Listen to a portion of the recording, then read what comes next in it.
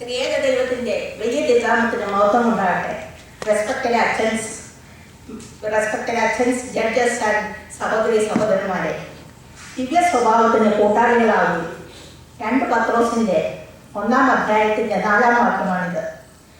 പരിശുദ്ധ പത്രോസ് അപ്പോസ്തലിക പാരമ്പര്യം മുറുകെ പിടിച്ച് വിശുദ്ധിയിൽ ജീവിച്ച് ശരിയായ അറിവും ജ്ഞാനം തിരിച്ചറിഞ്ഞ് വിശുദ്ധിയിൽ ജീവിക്കുവാൻ നമ്മെ ഈ ലേഖനം വഴി പ്രബോധിപ്പിക്കുന്നു. നമുക്കൊരിക്കലും ദൈവമാകാനോ ദൈവത്തെ പോലെ ആകാനോ സാധ്യമല്ല.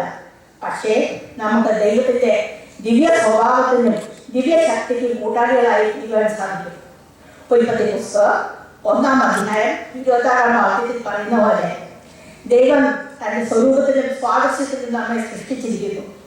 ദൈവത്തിൻ്റെ ശക്തി, ദൈവത്തിൻ്റെ മഹത്വം, ദൈവത്തിൻ്റെ വിശുദ്ധി, ദൈവത്തിൻ്റെ സ്നേഹം ഇവ ഉൾക്കൊണ്ട് ദൈവകൃപയ്ക്കും കരുണയ്ക്കുമായി നമുക്ക് കാത്തിരിക്കാം. എന്താണ് ദിവ്യ സ്വഭാവത്തിൻ്റെ സവിശേഷതകൾ? ദിവ്യ സ്വഭാവത്തിൻ്റെ സവിശേഷതകൾ നിർമ്മലതയാണ്, വിശുദ്ധിയാണ്, തേജസ്സാണ്, സ്നേഹമാണ്. ഫിലിപ്പിയർ 2:5 പറയുന്ന പോലെ ദൈവത്തിൻ്റെ സ്വഭാവം നമ്മിൽ വളരുവാൻ യേശുക്രിസ്തുവിൻ്റെ ഭാവം തന്നെ നമ്മിൽ വളരണം. ഈ ലോക ജീവിതത്തിൽ ദൈവം നമുക്ക് ധാരാളം അനുഗ്രഹങ്ങൾ നൽകിയിരിക്കുന്നു. തൻ്റെ മഹത്വത്താലും വീര്യത്താലും ദൈവത്തിൻ്റെ ശക്തി നമുക്ക് പ്രദാനം ചെയ്തിരിക്കുന്നു. ക്രൂശിലെ മരണത്തോളം തന്നെത്താൻ താഴ്ത്തിയ യേശുവിൻ്റെ താഴ്മയും അനുസരണവും ദിവ്യ സ്വഭാവത്തിൻ്റെ മഹത്വങ്ങളാണ്. നമ്മൾ തിരുശരീര രക്തങ്ങളെ കൈക്കൊള്ളുന്നു. തിരുശരീര രക്തങ്ങൾ വചനമാണ്. യോഹന്നാന്റെ സുവിശേഷം 1-ാം അധ്യായം 14-ാം വാക്യത്തിൽ പറയുന്ന പോലെ വചനം ജഡമായിരിക്കുന്നു. നമ്മൾ കർത്താവിൻ്റെ തിരുശരീര രക്തങ്ങളെ ഉൾക്കൊള്ളുമ്പോൾ നമ്മൾ ദിവ്യ സ്വഭാവത്തിന് കൂട്ടാളികളായിത്തീരുന്നു. നമ്മൾ ഭയഭക്തിയോടെ അതിനെ ഉൾക്കൊള്ളണം. കർത്താവിൻ്റെ ദിവ്യ സ്വഭാവങ്ങളായ നിരന്തരമായ പ്രാർത്ഥന, ഉപവാസം, നോയമ്പ്, അനുസരണം, നിർമ്മലത, സമർപ്പണം, മറ്റുള്ളവരോടുള്ള കരുതൽ, ദീർഘക്ഷമ ഇവയെല്ലാം ഉൾക്കൊണ്ട് നാം ജീവിക്കണം. ദൈവിക സ്വഭാവവും മാനുഷിക ഭാവവും കൂടി ഉൾക്കൊള്ളുമ്പോൾ നമ്മൾക്ക് കർത്താവിൻ്റെ കൃപാവരങ്ങൾ ലഭിക്കുവാനുള്ള അവസരത്തിലേക്ക് നാം ഒരു പടി കൂടി ഉയരുന്നു. കർത്താവിൻ്റെ ദൈവശക്തി, ധാർമ്മികത, ദൈവസ്നേഹം, ദൈവകൃപ ഇവ ഉൾക്കൊള്ളുമ്പോൾ ദൈവത്തെ സ്നേഹിക്കുവാനും ദൈവത്തെ സ്തുതിക്കുവാനുമുള്ള കഴിവ് നമുക്ക് ലഭിക്കുന്നു. അങ്ങനെ നമ്മൾ തെയോസിസിലേക്ക്, ദൈവീകരണത്തിലേക്ക് വളരുന്നു. ഉദാഹരണത്തിന് പരിശുദ്ധ പരിമല തിരുമേനി, കപ്പദോക്യ പിതാക്കന്മാർ, അപ്പോസ്തല പിതാക്കന്മാർ, മാർ അത്തനേഷ്യസ്, മദർ തെരേസ ഇവരെല്ലാം ദൈവീകരണത്തിലേക്ക് വളർന്നവരാണ്.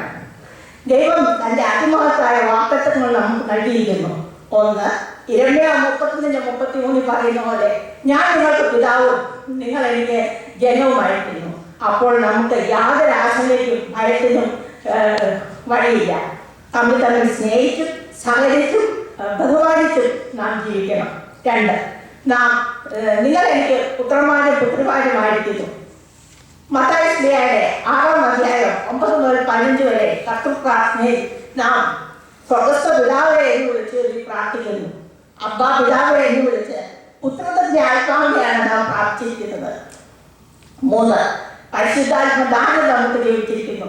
വിശുദ്ധ മാമുദീസായി മൂറൻ അഭിഷേകം വഴി പരിശുദ്ധാത്മ മുദ്ര നാം പ്രാർത്ഥിക്കുന്നു. അതുകൊണ്ട് ലോകത്തിന്റെ മോഹത്തെ, ജഡമോഹം, കൺമോഹം, ജീവിതത്തിന്റെ പ്രതാപം ഇവയെല്ലാം ഉപേക്ഷിച്ച് നാം വിശുദ്ധിയിൽ ജീവിക്കണം. വിശ്വാസത്തോടും പ്രത്യാശയോടും കൂടി ജീവിക്കണം. വിശ്വാസം ആത്മീയ ജീവിതത്തിന്റെ ഗോറിയാണ്. 2 പത്രോസ് 1:5 മുതൽ 8 പറയുന്ന പോലെ വിശ്വാസത്തോട് വീര്യവും, വീര്യത്തോട് പരിജ്ഞാനവും, പരിജ്ഞാനത്തോട് ഇന്ദിരജയവും, ഇന്ദിരജയത്തോട് സ്ഥിരതയും, സ്ഥിരതയോട് ഭക്തിയും, ഭക്തിയോട് സഹോദരപ്രീതിയും, സഹോദരപ്രീതിയോട് സ്നേഹവും ഉൾക്കൊണ്ട് ഈ ലോകത്തിൽ നാം ജീവിക്കണം.